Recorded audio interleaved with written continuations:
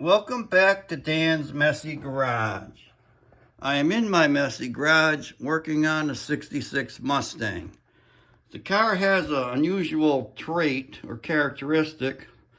When you're going straight, no problem. When you accelerate, it kind of goes to the right, but when you let off, the car definitely goes to the left. And I'm starting to think about that. Maybe the rear end's not in there centered. It could be cocked. And sure enough, it is. This gap from here to the rocker is closer on the driver's side than it is on the passenger side.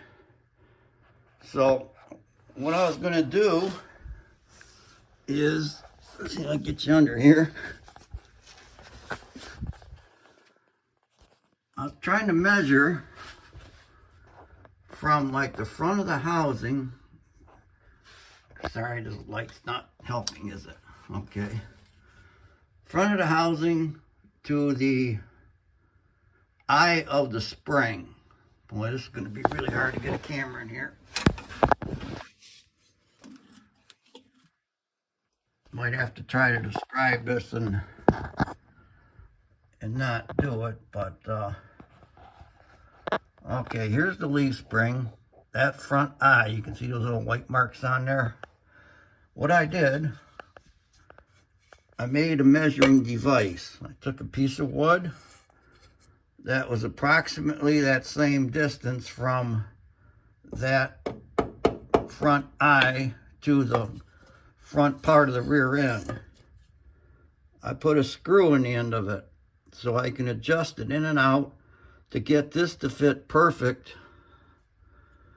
between the spring eye and the rear end. And I'm going to see if I can do this without getting you guys seasick.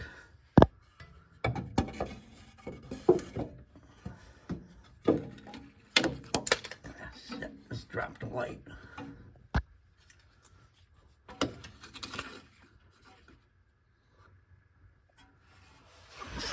I'm going to spin you around. I'm trying to get a light where I can show this to you.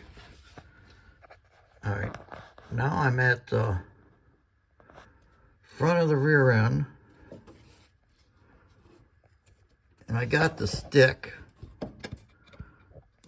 against the front eye, and I adjusted that screw by here, just scraping on the front of the rear end, okay? I don't care what that dimension is, I just need both sides to be the same.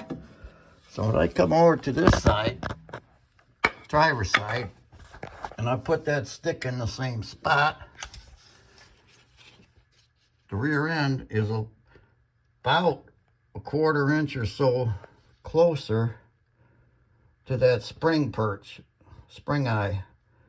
So I'm going to loosen the bolts holding it, slide the rear end along the spring to get that stick to fit in there equally on both sides. Now I do have jack stands under the frame because you don't want to loosen the rear end if you're under the car with a jack holding the rear end up, because you'll squish yourself. But the jack stands are under the frame. I can safely remove or loosen those bolts, then shift the rear end to the rear of the car. So I'm going to do that and then bring you back. See if I can explain this a little better here. That represents the leaf spring. That represents the rear end. It's actually got some U-bolts to go across like that. I didn't draw those. That's the front eye. What I was measuring was the distance from that part of the front eye to that outside edge of the housing. That's where the stick came into play. It's nothing more than a piece of wood with a screw sticking out of it. I was adjusting that screw till I can put the stick between there and just get it past there on the passenger side of the car. On the driver's side of the car, that stick wouldn't even go in there. And that screw's only sticking out about 1/4 inch. But that rear end was off about a good 1/4 inch.